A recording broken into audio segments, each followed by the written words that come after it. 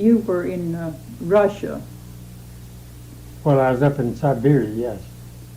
What did you think of Siberia? Well, it's too cold a country for me, but then it's not so bad up there if you like long winters. Mm-hmm. Boy, and after spring comes, it's beautiful up in there.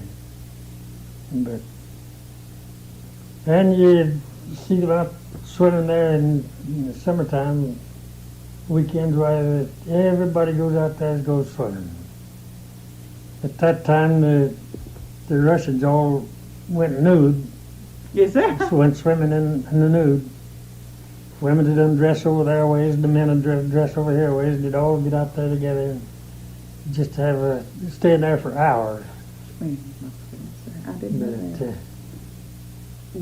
Did you stay on board the ship, or did you stay on port? No, we lived, pulled right up to a dock and anchored, or tied up to the dock, and we just lived right there on the ship. What was some of the things that impressed you about the port, the village or the town? What was the name of the port? It is Vladivostok. That port always froze up in the winter. They had an American go over there and build a big icebreaker for them. And that old icebreaker they'd back off into the sea out there and take a big run and get up big speed there, and that icebreaker would ride right up onto that ice. Sometimes it would hold that icebreaker up. It was a big, heavy ship, and if they did that, they'd put a little dynamite out on each side of that ship and set it off, and that'd crack the ice, and it'd go down, and that ice would get to 6 to 8 feet through up there. 6 and 8 feet. Yeah, it'd hold. Occasionally, it gets so thick it'd hold that icebreaker right up. And it had It's like run the ship up on top of it. Mm-hmm. But it's flat bottom, it wouldn't tip over. Mm-hmm. And it built like a sled runner out in front. Get plenty of speed up, and it'd run clear on top of that ice, and down she'd go. When Lenin and Trotsky came back into Russia there, where were they were they in Germany, or where were they before they came back into Russia? Trotsky, we smuggled Trotsky from the United States. Is that right? And Germany smuggled Lenin from Germany. And they met? And then after they got over there, they met and got together to start that revolution. Now, when did you see Lenin and Trotsky? That was in 1918. I guess. After the war was signed, they sent my ship around there. Up there was in 1919. I got there in June. I guess it was shortly after I got there. How were you? About the last of June that I saw. You were pretty lucky to get to see them. I mean, not that they were that. I mean, they certainly changed our history. I mean, they are very influential in world. How were you so lucky to get to see them?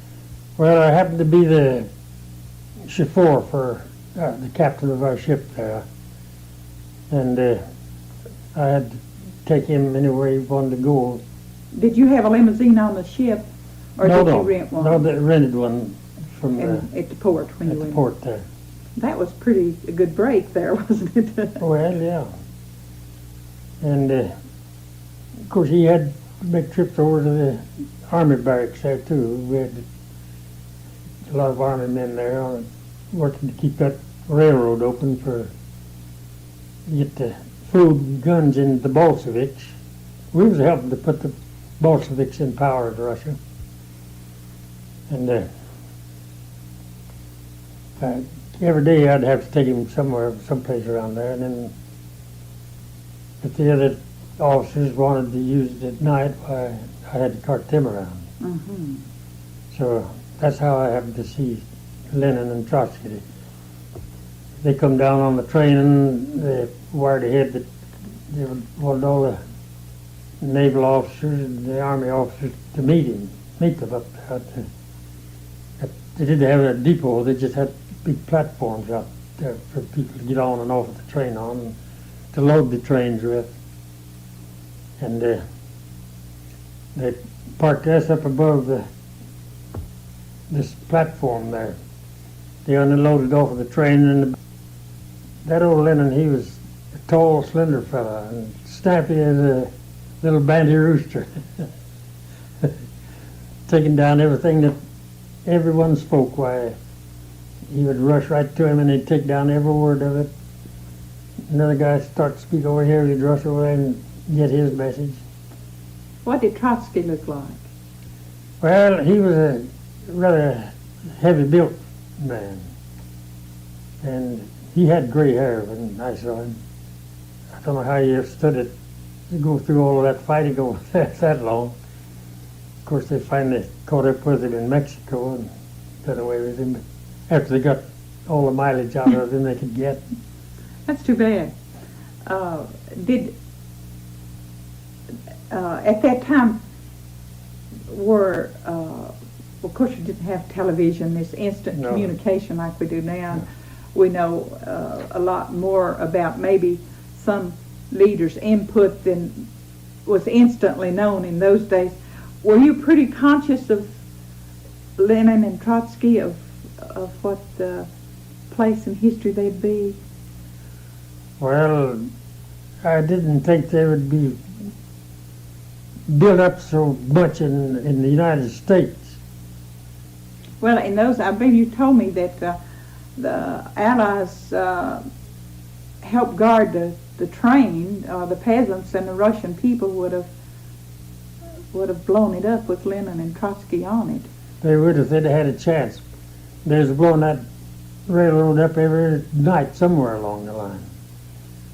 And that was what we were up there for, to keep that road open, to get guns and ammunition and food. For the communists. For the communists, yeah, for the Bolsheviks. Mm-hmm.